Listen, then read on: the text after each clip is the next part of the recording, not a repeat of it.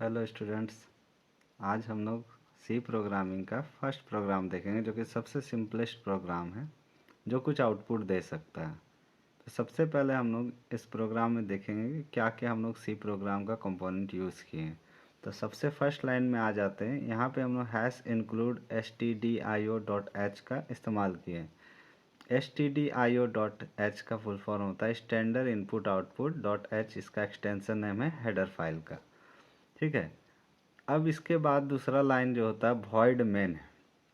Void main, ये main एक reserve function होता है जो कंपाइलर को बताता है कि हमारा प्रोग्राम का एक्सिक्यूशन कहाँ से स्टार्ट होगा। ठीक है। तो main is a reserve function from where our program starts its एक्सिक्यूशंस।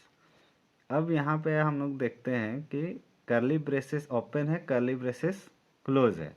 तो ये बॉडी ऑफ द मेन है। मेन फंक्शन का बॉडी होता है, मतलब जो भी हम लिख रहे हैं इस कर्ली ब्रेसेस के अंदर में ये मेन के अंदर आता है। ठीक है। अब बात आता है यहाँ प्रिंट एफ लिखे हुए हैं।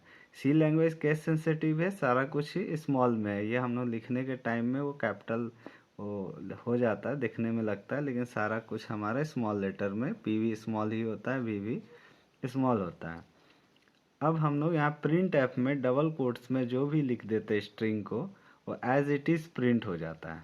ठीक है। अब इसमें देखना है कि ये हैश जो है ये एक प्री प्रोसेसर की तरह काम करता है। ठीक है। जो कि हमारा कंपाइल होने से पहले कुछ चीज़ को लोड कर देता है, क्योंकि प्रिंट एफ एक प्री डिफाइंड फंक्शन है। प्रिंट एफ कुछ भी मैसेज को या किसी वेरिएबल का वैल्यू को प्रिंट करने के लिए इस्तेमाल होता है, लेकिन ये कैसे प्रिंट कर देता है इसका सारा डिफिनेशन हमारा इस हेडर फाइल में डिफाइन है। ठीक है। जो कि कंपाइलर डिजाइनिंग के टाइम पे ही डिफाइन किया जाता है।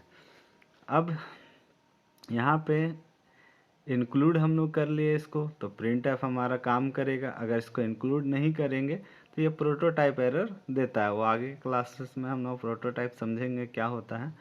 अब वॉइड ये लिखना कोई ज़रूरी नहीं है, लेकिन क्योंकि ये फंक्शन है और फंक्शन आगे जब फंक्शन पढ़ा जाएगा तब हम लोग समझेंगे कि function should return A value. और इस प्रोग्राम में हम लोग कुछ रिटर्न नहीं लिख रहे हैं। आप किसी बुक में देखेंगे या ओनली मेन या इंट मेन लिखते हैं तो यहाँ रिटर्न 0 लिखते हैं। वॉइड लिखने का यही मतलब है कि ये कुछ भी हमारा रिटर्न नहीं करने वाला है। प्रिंट एफ के अंदर अब देखिए ये हम लोग दिए, और ये जो सेमी कोलन देख रहे हैं ये टर्मिनेटर होता है, क्योंकि कंपाइलर समझता है कि ये स्टेटमेंट का एंड यहाँ हो गया। ठीक है। तो ये एंडिंग हो जाता है हमारा प्रोग्राम का, हाँ सॉरी प्रिंट एफ का, ये मेन का एंड हो जाता है। इसका सिंपली आउटपुट जो आएगा वो आएगा हेलो वर्ल्ड।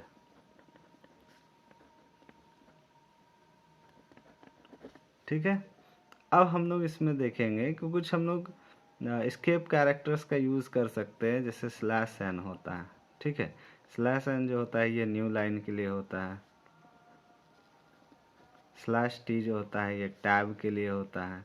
तो इस प्रिंट एफ के जगह पे हम लोग और भी कुछ लिख सकते थे। स्लैश टी टैब के लिए होता है।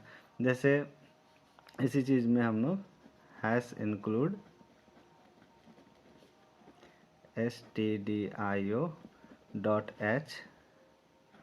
void main printf hello /t world. इसका जो आउटपुट आएगा ये हमारा आएगा हेलो।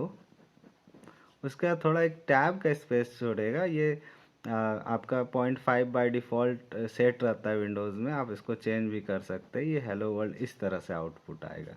ठीक है। अगर इसी के जगह पे हम लोग अगर लिख देते print F hello /n world, तब हमारा आउटपुट आता, तब इस केस में हमारा आउटपुट क्या आता, हेलो इस लाइन में, और नीचे नेक्स्ट लाइन में वर्ल्ड आता।